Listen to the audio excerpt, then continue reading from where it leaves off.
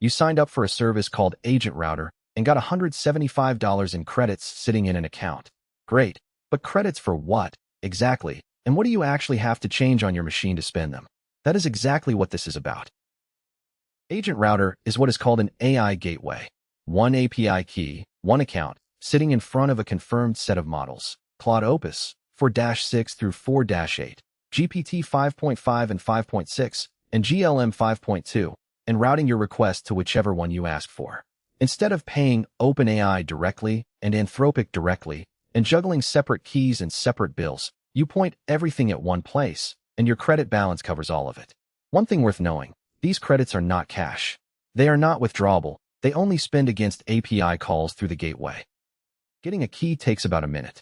In the console, open API tokens, create a new one, give it a name and an expiry, and copy it.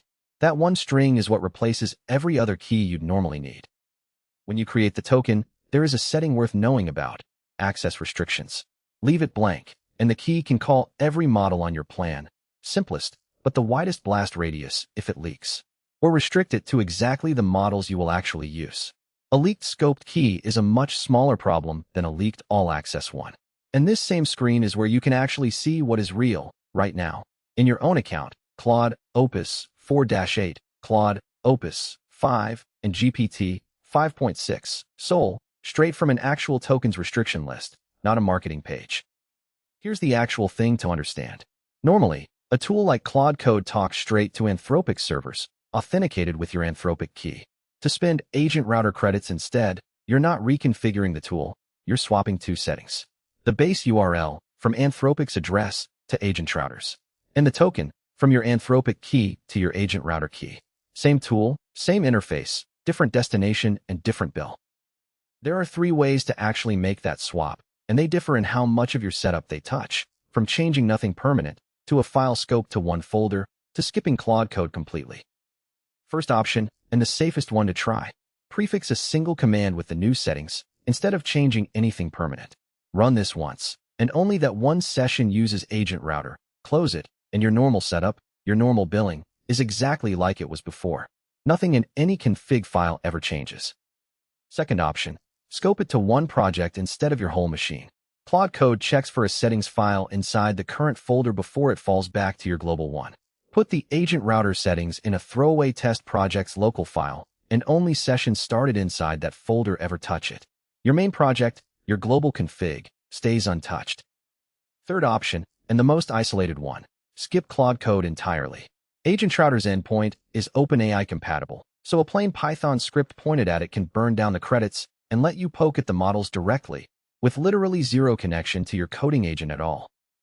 After any of these 3, don't just trust it silently worked. Run one small prompt. Then check the usage page in the AgentRouter console. Your credit balance should tick down by a few cents. If it doesn't move, the base URL or token didn't take, and you're either still hitting Anthropic directly or hitting nothing at all. So does AgentRouter actually serve the real model? We did not take anyone's word for it. We tested it, at a shell level, with a real key. Every plain script got the same error: unauthorized client detected. That is not a bad key. That is a check on the calling tool itself. Matching Claude Code is real user agent got past it. Claude Opus 4-6 and 4-7 both came back down. 503, no available channel. But 4-8 answered, with a full response. And the message ID started with message_BD or K_. That is Anthropic, his own AWS Bedrock format. Real Claude, not a relabeled substitute. One more thing before we call this confirmed.